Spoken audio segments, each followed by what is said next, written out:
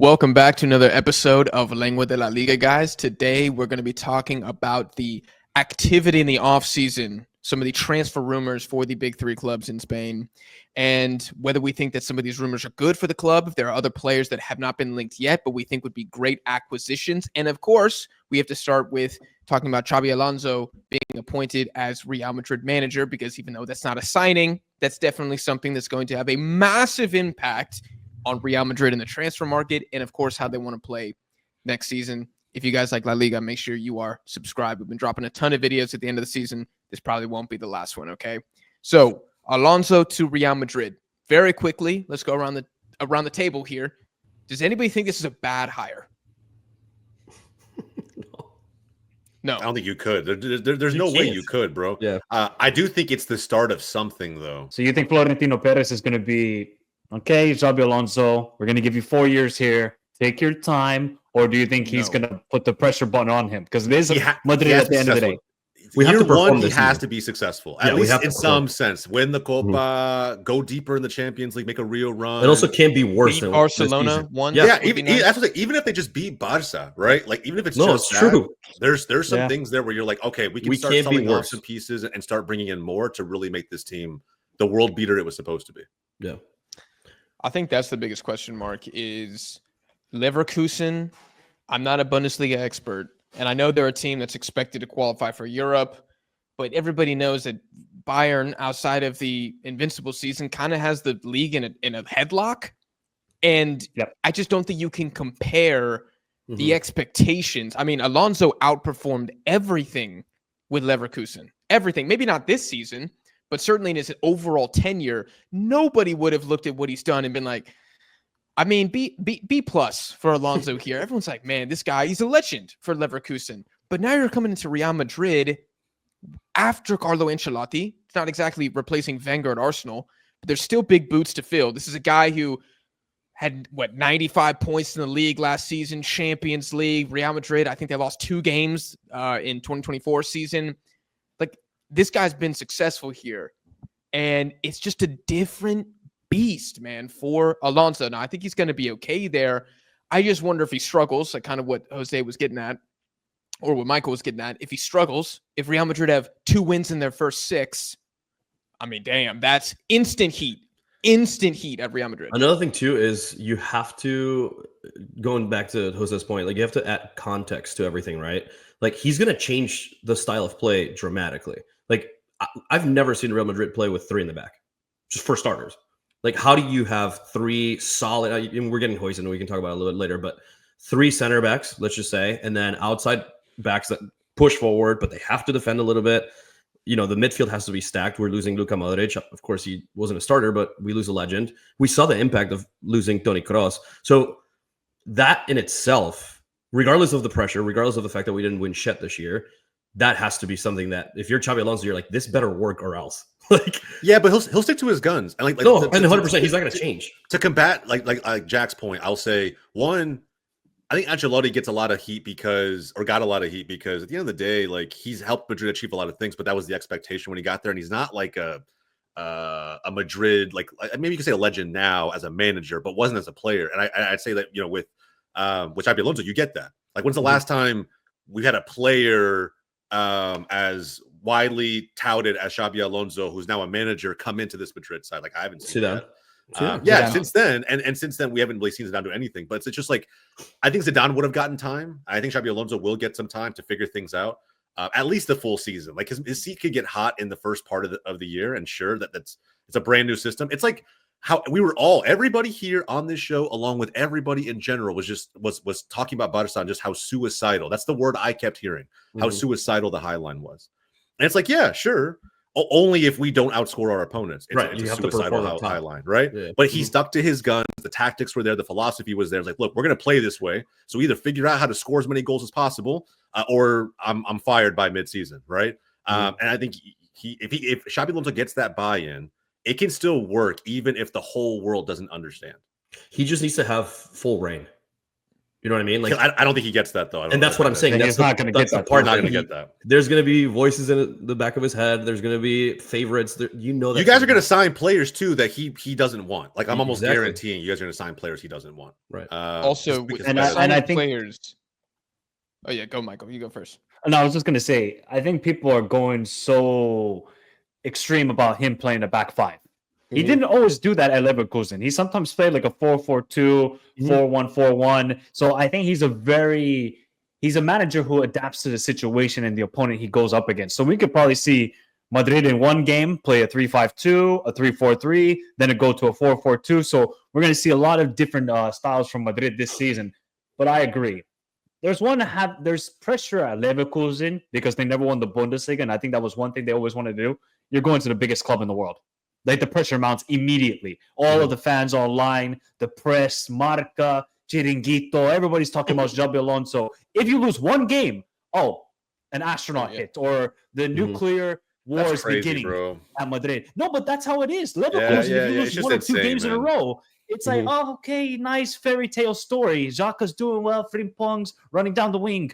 But if you lose at Madrid, forks are out.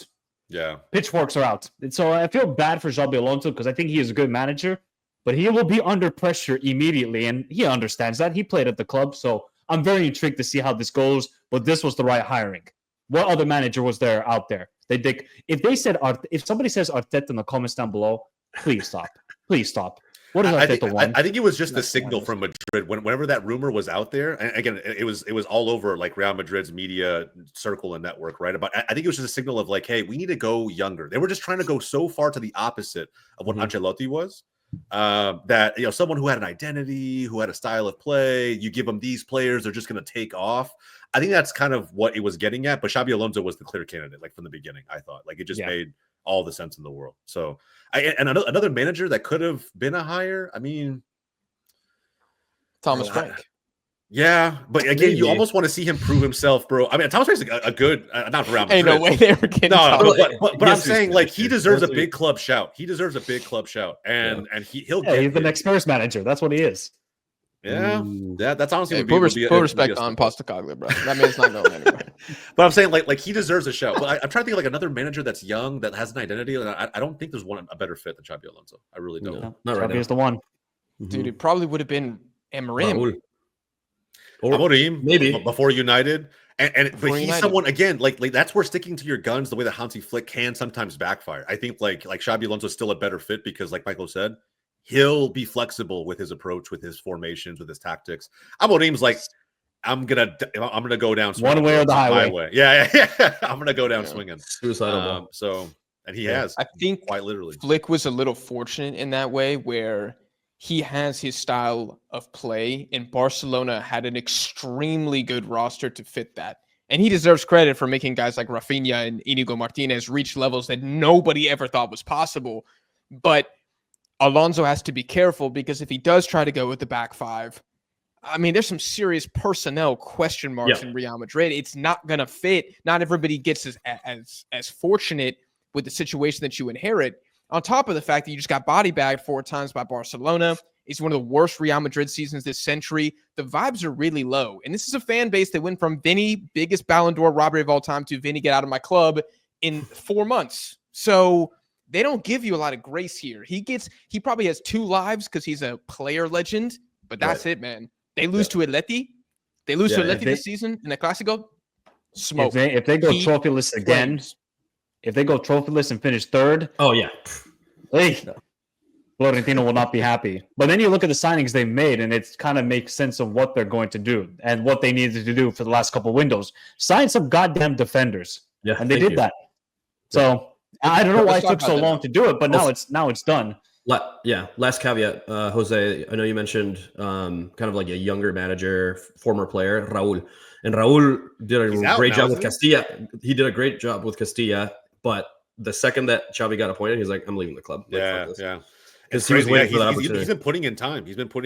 And it just I He's been don't know solid. if you do you see it as disrespect? Like as they should have given Raúl a chance? No, I don't think so. I mean, if Xabi Alonso hadn't won the Bundesliga and hadn't had that season with Bayer Leverkusen, then yes. But dude, you got to bring him in.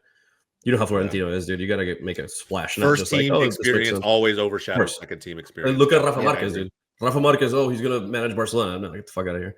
Yeah. Hansi Flick. It's the same shit. I'm not gonna lie, those rumors scared the shit out of me too. I know they did. I love Rafa. I know. Rafa. He is quite literally one of my favorite players of all time. But it's just like, bro, to go from Xavi not to that, proven, I'm gonna have a and just not proven. Yeah. So yeah, I don't think we can say that Alonso did not deserve it based on what he did with Leverkusen, which is absolutely insane. And now with his departure, we're seeing a lot of their players leave too. And I don't really know what the future of Leverkusen is going to be, but they're hiring Ten Hag. Oh yeah, is that confirmed? Yeah. It's not confirmed yet, but it looks like he's going to be their manager. The bald man is in. Watch him cook. Watch him cook, and United be down bad even more. That'd be. I think he'll be okay there. I think he'll be okay. So but yeah, that's more his level. How many players do they lose though? That's the thing. Looks like Frimpong's already gone. Verts is gone. Jonathan Tah. Incampier. I don't think Jonathan Tah. I think Incapier's got one more season there. I think he'll get a chance to put his stamp. He'll get a chance to put his stamp 100%. Granit Xhaka wants to go back to Basel. Is what they're saying. So he might have one season left. Shaqiri, I mean, legend. Reunite with Shaqiri, bro. Yeah, bro. What a legend. It's gonna be a lot. Chicago Fire legend. But let's talk about the Madrid signing. So Huijsen and I guess Trent are already confirmed. Is that true? Yep. 100% confirmed, both of them? Okay.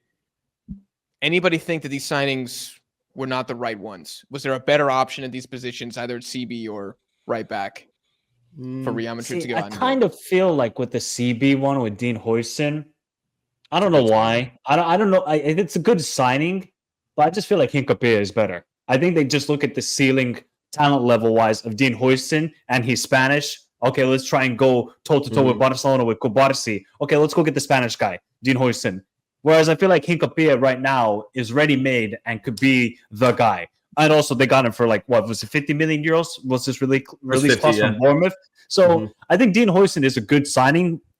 Right now, I think there's better defenders that are ready made. Whereas Dean Huijsen is sort of a project player. Like this is only his first full season at a professional club. He only was on loan at AS Roma for like 6 months or 4 months. And then Trent, I mean, look, for me, you're getting the best attacking right back in the world. He's better than Hakimi attacking wise. Trent is a game changer no matter where he's going to play. And yeah, it pisses me off he left Liverpool, but it is what it is. Especially if you play a 3-5-2 or a 5-3-2, whatever you want to call it. He's going to cook in that. He's going to cook as a right wing back. Yeah.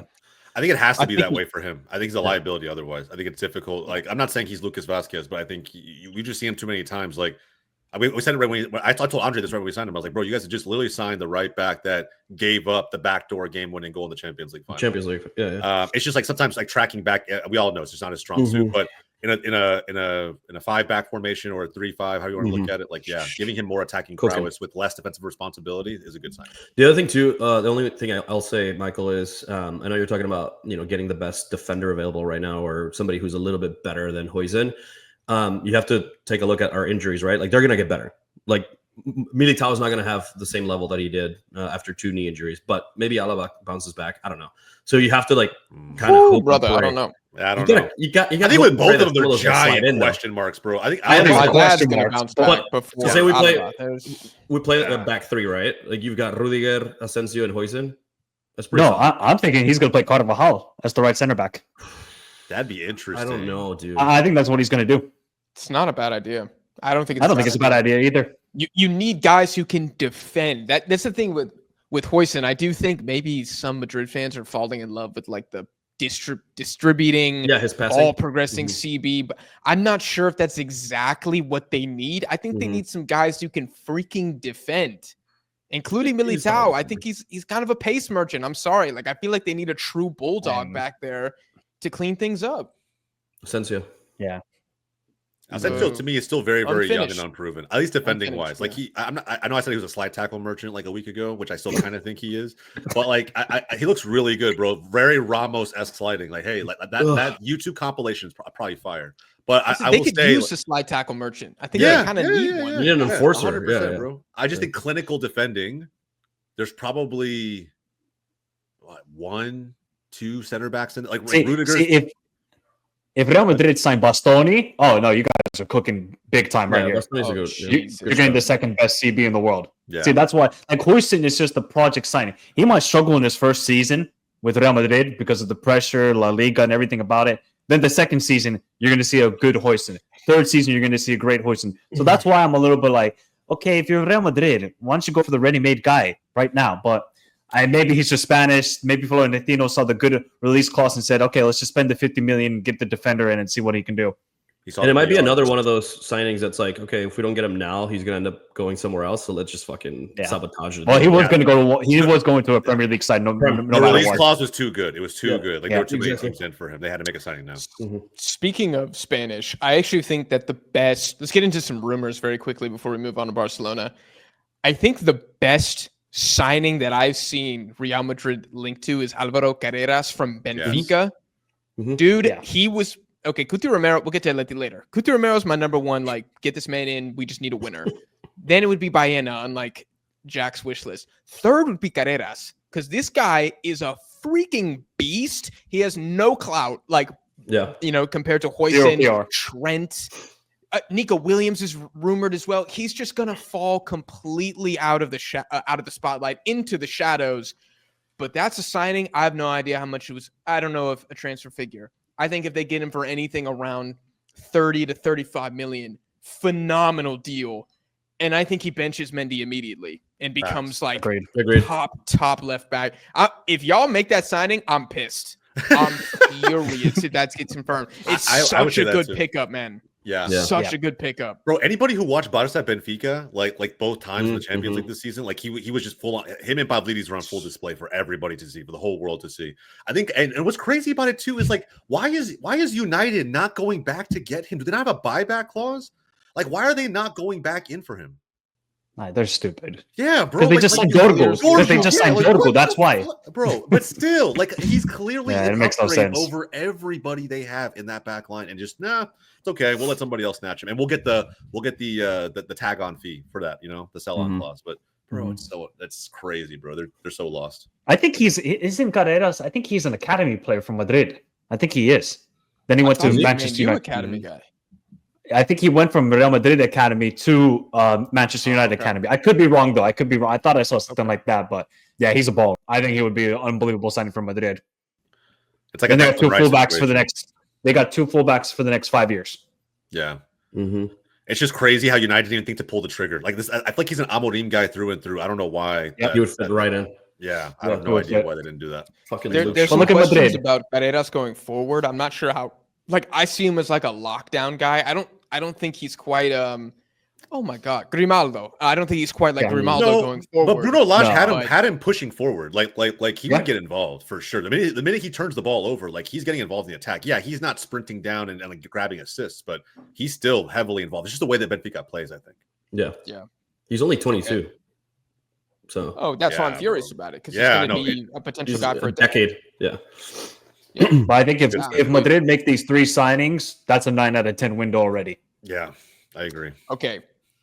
Nico Williams to Real Madrid. This has been floated around recently. I fucking hate it. They do it to piss off. As much as I love Nico. That's the only reason. That's the only reason they signed him. This is fake news.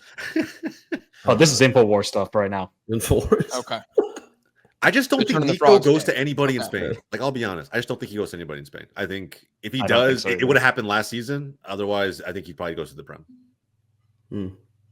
Yeah, I think that's fair. Based on the season that Nico Williams just had, where I'm not sure if he would make our most disappointing 11, but certainly was a disappointing season for him. To get the big move to Madrid now feels a bit undeserved. I'm not going to lie. And be a bench player? Yeah. Is that really what you want to do, Nico? Come on, bro. Come on, man. Ride the bench. Yeah. Think logically. Use your brain. Either stay at Athletic Club or go to the Premier League, where you're going to guarantee the starts. Don't go to Madrid and just say, let me just sit here, be on the bench, chill at Madrid. Come on, Nico. You're a better player than that. This move would make no sense for both parties. Yeah, I agree. Yeah, for the money as well. Terrible investment for Madrid. Go get something else for 60 mil. If they sell Vinny, different story. Different story. Yeah. Oh yeah. Vinny, yeah. Then we're having a different conversation. But as long as that band's still there, and it's. But if they sell Vinny, I feel like just go either Mbappe out wide or keep him as a striker. They get a striker. Yeah, I agree. It's and then you have Arda Güler and Brahim Diaz, who I think Diaz is crazy underrated. So I don't know. I think they can sell one take that, take the 60 mil you get from Rodrigo, or the 80 mil you get for Vinicius, or 200, whatever the Saudi league might pay, and buy a back line. Yeah. Like full refresh, you're done. Your decade upgrade is done in a single transfer window. That's what I would do. And then just keep Goulet and Diaz. It's good enough. Yeah. You can win La Liga with Mbappe, Goulet, and Diaz. I And agree. Rodrigo as well. Rodrigo, Still yeah, be yeah. there. Like, If Yeah. you're not leaking, if you're not leaking goals and you're just giving those guys time to actually do what they want to do, 100%. okay, gentlemen, any player that we think should be linked to Real Madrid that hasn't been already? A striker, bro. Like again, but it's one of these where multiple pieces have to fall out. But bro, you can't have Mbappe do it again up top. Like I just don't think it works. It throws everything off up front. I think he has to be playing left winger. That is my firm opinion on Mbappe. I think they have. I still think that Zubamendi should be going to Madrid. Because Valverde is not like a dictator of a midfielder. Neither is Bellingham. None of them are 6. No. Valverde box to box. Bellingham more of a crash into the box. Number 10 So you get rid of 8. Yeah. I would get rid of Chouameni and I go like for that. Zubamendi. Yeah. Zubamendi would be the guy that Xhaka was at Leverkusen. Xhaka, everything ran through him. Then obviously Wirtz was in the final third, really contributing, getting assists and goals. I think Zubamendi would be a perfect replacement of Xhaka for Xabi Alonso, but obviously Zubamendi is going to Arsenal. But hey, Madrid have hijacked deals in the past before. They can do it one more time. Yeah. Okay. Yeah, they could. That would be interesting.